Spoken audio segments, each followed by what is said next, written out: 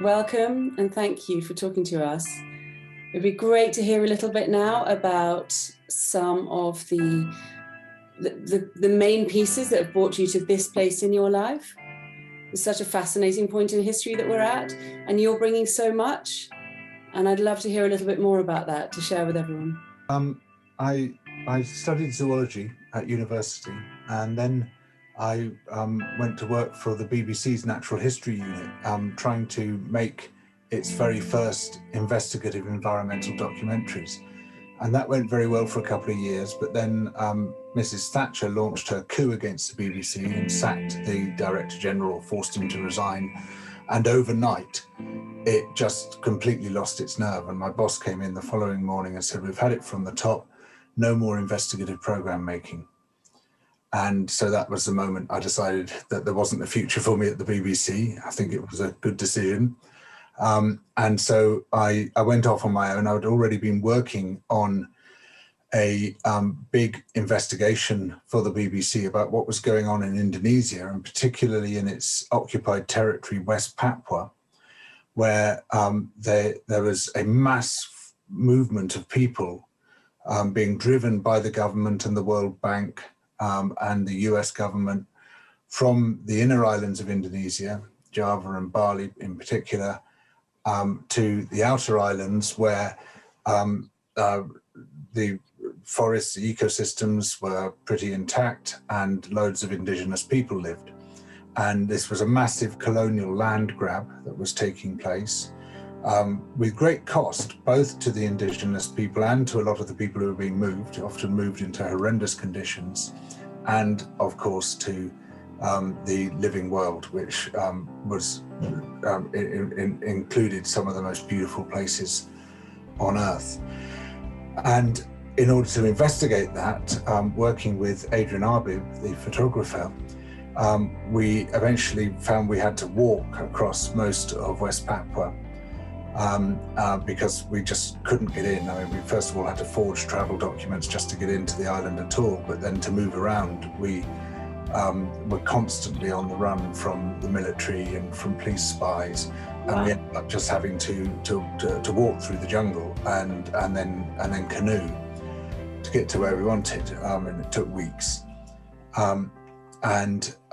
And gradually, over the course of several months in West Papua, we uncovered this horrendous story of mass land grabbing and expulsions and just horror left, right and center, plus the beginnings of oil palm plantations. We saw the very first ones had just gone into the ground, and something which is now devastating the rainforests of West Papua. And we had extraordinary adventures along the way.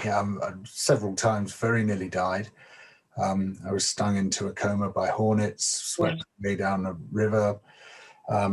We were actually arrested by soldiers and held for 3 days while they tried to establish a radio link with Jakarta to check out the forged documents which we had shown them as our right to be in the country, and had they managed to establish that link, they would have killed us, but they couldn't establish a radio link. Oh, really? And your age then was 20? I was 24. 24. And do you really feel like these were the moments that drove the kind of the anchors into what you see now as sort of challenging for change? Well, it was where my education began, but it really took off when I then went to work in Brazil for a couple of years. And I set myself up in Manaus in the middle of the Amazon, but worked all over the region and in the northeast of Brazil as well. Mm-hmm. And I became very close to the peasant movements, the sindicatos, the early land unions. This was before there was the big Movimento Sem Terra in Brazil, but it was the sort of local land unions which were trying to resist the grabbing of their land and trying to secure their own land tenure, which was absolutely essential both for their own welfare, but also if they weren't able to secure their land, they were then forced on into the Amazon, where there would be a whole chain reaction of destruction, which was of course also going on. And from these largely illiterate peasants, I really learnt my politics. They were heavily influenced by the sort of barefoot education movement in Brazil, the Freirean approach, the pedagogy of the oppressed, but also by the liberation theologists. And at that point in the late 80s, early 90s, there was this very active and highly effective movement by Catholic liberationists who saw themselves as having a mission to the poor, and that their main role was to support people in this life rather than just get them a better afterlife. And they too were heavily influenced by Gramsci, by Freire, by many other thinkers, and were having a transformative effect on people's understanding.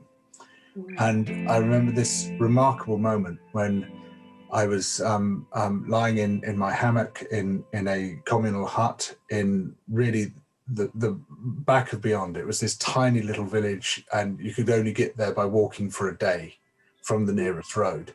Yeah. And in the surrounding hammocks in this hut were several other men, none of whom could read or write. And they, when they thought I'd fallen asleep, started having this extraordinary discussion about Marxist theory.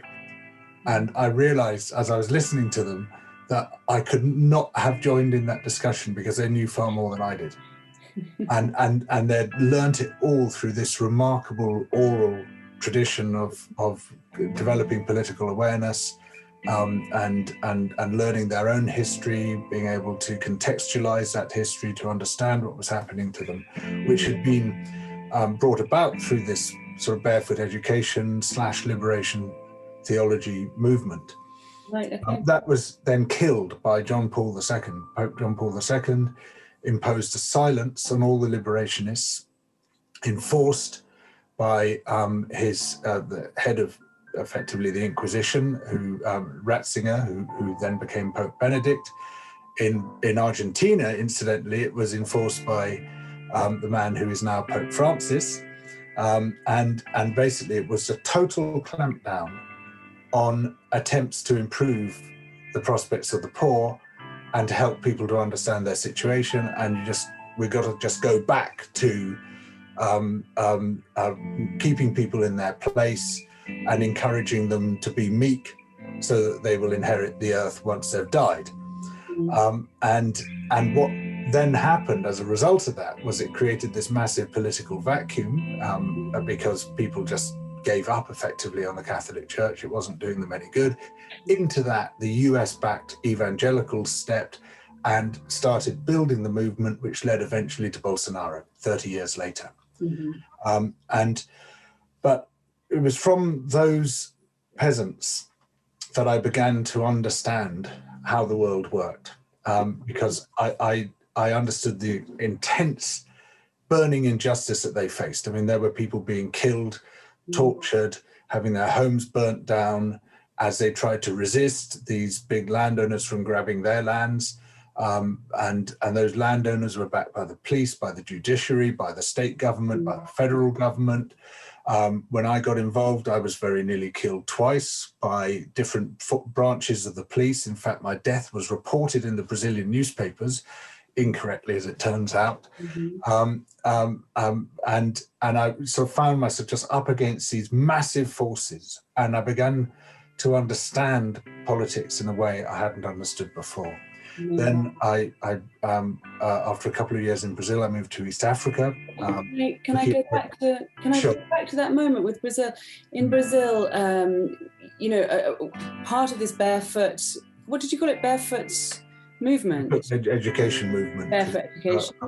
Exactly. Freirean approach to basically, it's a two-way system, where the teacher learns from the pupils learn from the teacher. You know, the teacher doesn't come into a community and say, right, here is a whole bunch of knowledge which we've got from the center and we're going to dump it on you and you're going to learn it.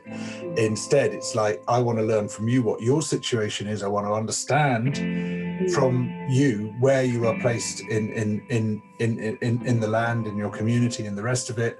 And hopefully by working together, we will achieve a mutual understanding of the context in which you find yourselves. And I think that method is applicable anywhere. It's highly applicable here, you know, then not just in children's education, though I think it would be wonderful in children's education, but also, you know, we urgently need those adult education movements, which used to be absolutely central to the socialist vision in this country, the Workers' Education Association, the rest of it. I mean, they still exist, but they're tiny by comparison to what they were. Or even just how adults relate to each other. It doesn't even have to be education. It can literally just be the way we expect to meet each other and share information. But it has to be on the basis of understanding, and we can achieve no useful knowledge without determined study.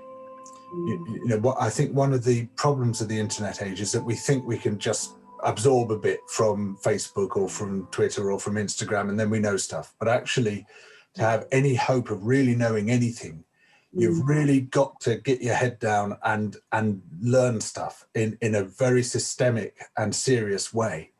And it helps a lot if you're working with somebody else who's learning stuff and who can bring in different forms of knowledge and different sources of knowledge. But, you know, I'm all for self-education, but if it's to be useful, it has to be done in a structured way. Otherwise, you know, what you see happening all over the place is people falling into these pits of conspiracy theories and the rest of it because they're just stumbling upon stuff which sort of seems compelling, and then they think, oh, that's interesting, and they'll follow that particular lead. You unless you say, right, I want to understand this subject as a whole, and so and in order to do that, I've got to look at it from lots of different angles, and I've got to get the best, most up-to-date, most comprehensive research. But, you know, for most people, they don't have the time to do that by themselves. And that's why it needs to be guided to some extent. And there needs to be that sort of mutual education process going on. And so that Freirean technique, I think, is as applicable to our societies as it was to Brazil in the 1980s. Okay. Is this suggesting a sort of hive mind education? I mean, it's certainly got to be a collective effort, and you know, we're grossly ill-served by school, particularly since the Tony Blair reforms, the Michael Gove reforms, which have turned it into filling a bucket rather than lighting a fire. And so we stumble out of that system really knowing very little about the world and having a reduced enthusiasm for learning. You know, it's that curiosity, that enthusiasm for learning, which is absolutely essential to political transformation. Okay. And if that's been dampened, then we become subservient. We do what we're told. If you lose your intellectual curiosity, you lose your capacity for resistance. So after a couple of years in Brazil, I moved to East Africa and became very involved in land disputes there as well. And in fact, managed to reveal a whole lot of land theft, which had been taking place under the radar. Got into a lot of trouble there. Again, actually, I was pronounced dead, not in the papers this time, but by a doctor in Lodwar General Hospital. It turned out to be a misdiagnosis.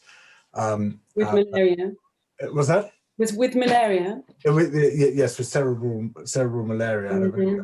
I didn't realised that I had it, and until it was too late, or very nearly too late. But then in the mid-1990s, I came back to Britain and immediately became involved in the Rhodes protests. Yes.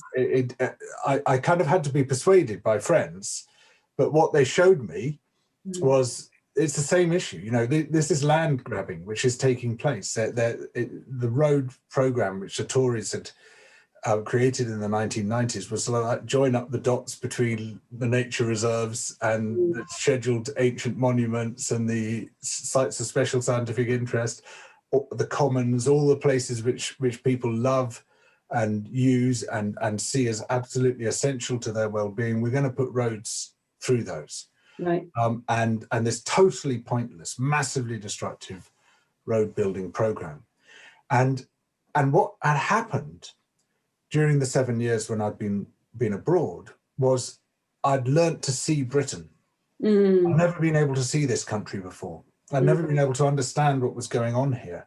And it was only from the Brazilian perspective, the West Papuan perspective, the East African perspective, that suddenly it was like, all right, this is the same pattern of exploitation. It's just been going on a lot longer in this country for many, many hundreds of years. And it's that same, in this case, a sort of internal colonialism where, you know, a group of very powerful people are extracting wealth, be it natural wealth, be it social wealth, be it actual financial wealth, but extracting that wealth from the rest of the population, accumulating it into their own pockets and impoverishing us in various ways in doing so. But also at the same time recruiting us as consumers, recruiting us as employees, recruiting us as their political support. And again, it became very clear to me just how essential it is to educate ourselves and to join in that effort of mutual education. Absolutely, thank you.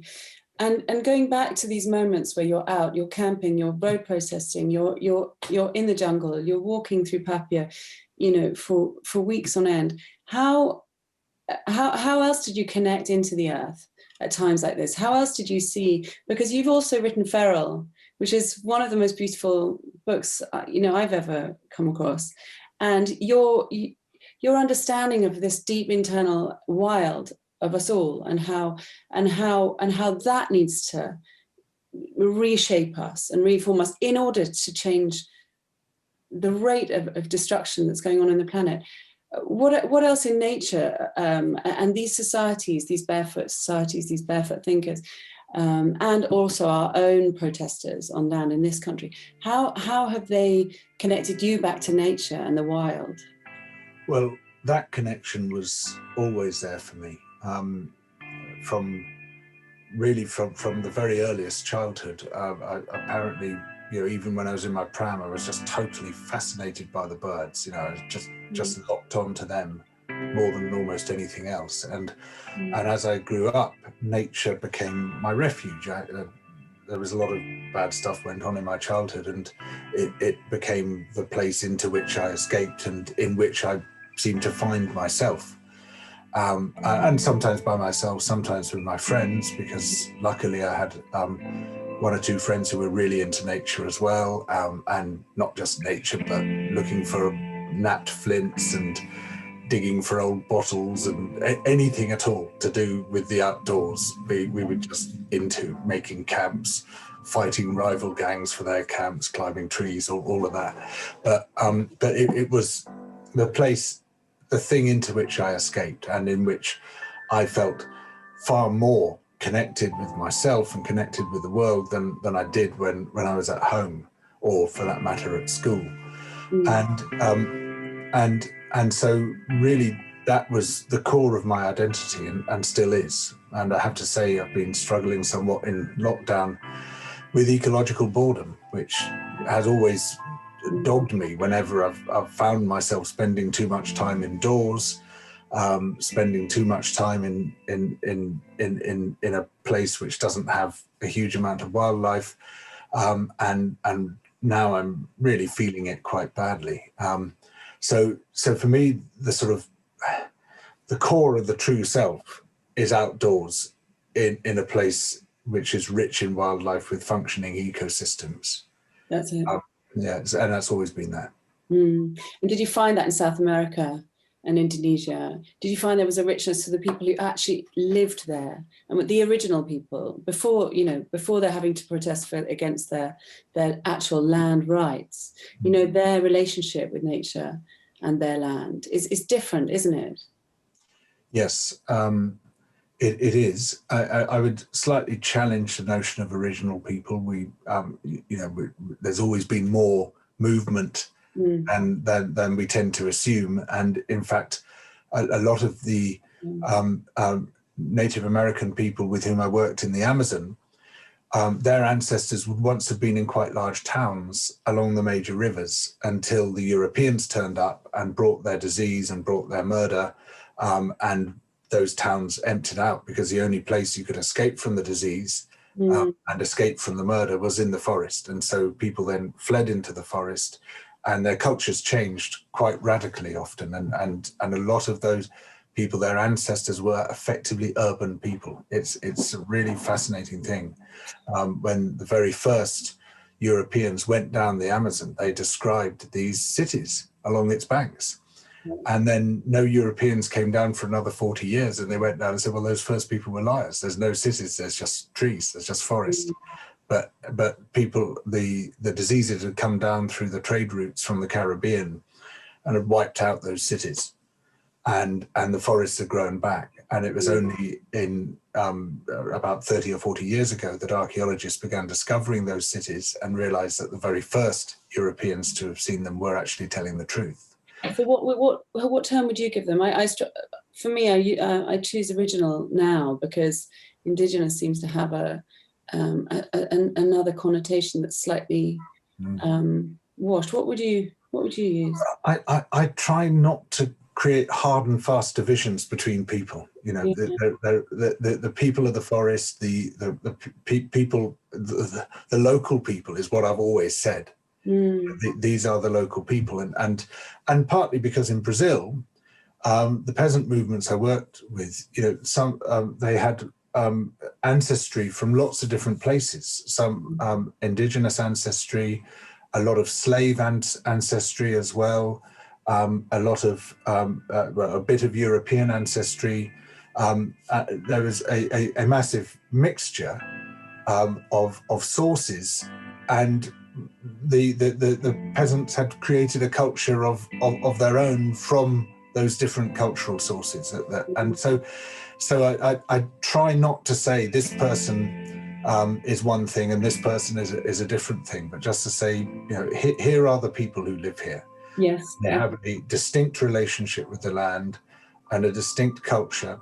But even so, I don't want to generalize, you know, across those three continents on which I work, those cultures were extremely different. But maybe that is the thing in common, that there's a great diversity of responses to the land. And what we've been replacing it with is a far more homogenous global culture. And there's some good things in that, but there are also some harmful things. Thank you, George. Thank you so much. It's lovely to hear some of this early, you know, the creations of some of your early thinking, and you know, in light of our culture now, how we build, how we frame that is so fascinating. So I'm really grateful to you for that. Thanks, Lily.